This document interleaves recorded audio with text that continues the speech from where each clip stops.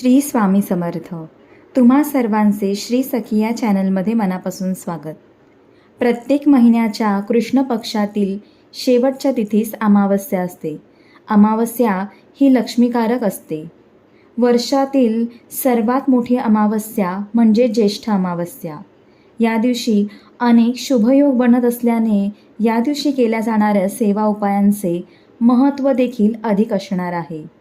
आजच्या व्हिडिओमध्ये आपण ज्येष्ठ अमावस्या केव्हा आहे, शुभयोग, पूजाविधी आणि या दिवशी केल्या जाणाऱ्या विशेष उपायांबद्दल जाणून घेणार आहोत. मात्र त्यापूर्वी जर आपण चॅनलवर नवीन असाल तर चॅनलला सबस्क्राईब करा, व्हिडिओ लाईक आणि शेअर करा आणि कमेंटमध्ये श्री स्वामी समर्थ असे लिहायला विसरू नका. ज्येष्ठ अमावस्या शुक्रवार दिनांक 5 जुलै 2024 रोजी पहाटे 4:27 सुरू होणार असून ती शनिवार दिनांक 6 जुलै रोजी पहाटे 4:26 समाप्त होणार आहे. उदयतिथीनुसार अमावस्या शुक्रवार दिनांक 5 जुलै 2024 रोजी असणार आहे.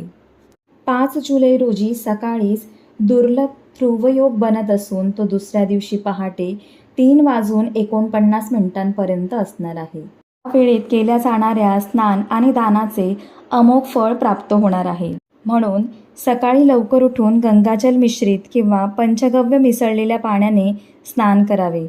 स्नानानंतर सूर्यास पाण्यामध्ये लाल फूल टाकून अर्घ्य द्यावे. असे केल्याने आपला मान आणि सन्मान वाढतो. या दिवशी धूप दीप लावून तुळशीची विधिवत पूजा करावी, मात्र पाणी देऊ नये. त्यानंतर पितरांची पूजा करून गाय, कावळा, कुत्रा किंवा चिमणी अशा पशुपक्ष्यांची दानापाण्याची व्यवस्था करावी. त्यामुळे पितृ प्रसन्न होऊन त्यांना सद्गती मिळते. पिंपळाला पाण्याने भरलेल्या कलशात 1 चमचा कच्चे दूध, 1 चमचा काळे तीळ, 1 चमचा साखर मिसळून पाणी अर्पण करावे. याच दिवशी शिववास योग देखील बनत आहे. यामध्ये महादेव माता पार्वतीबरोबर कैलासावर विराजमान राहतात.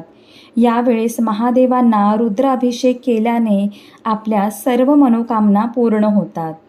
संध्याकाळी पिंपळाच्या झाडाखाली मोहरीच्या तेलाचा दिवा लावावा. त्यामुळे महादेवांची आणि पितरांची कृपा प्राप्त होते. आपल्या घराचा मुख्य दरवाजा स्वच्छ पुसावा. त्याचप्रमाणे मीठ, हळद, गोमूत्र मिश्रित पाण्याने लादी स्वच्छ केल्याने घरातील नकारात्मकता कमी होऊन सकारात्मकता वाढीस लागते. जाळी, जळमटी काढून टाकावीत.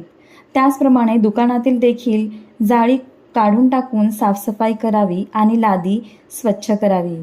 घराच्या उंबरठ्याला हळद आणि गोमूत्र मिसळून उंबरठा पुसावा.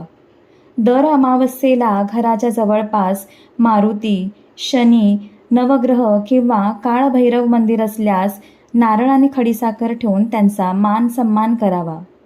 घरातील कोणी व्यक्ती आजारी असल्यास किंवा घराचा आणि दुकानाचा नारळ घेऊन त्यावर त्रिशूल काढावा.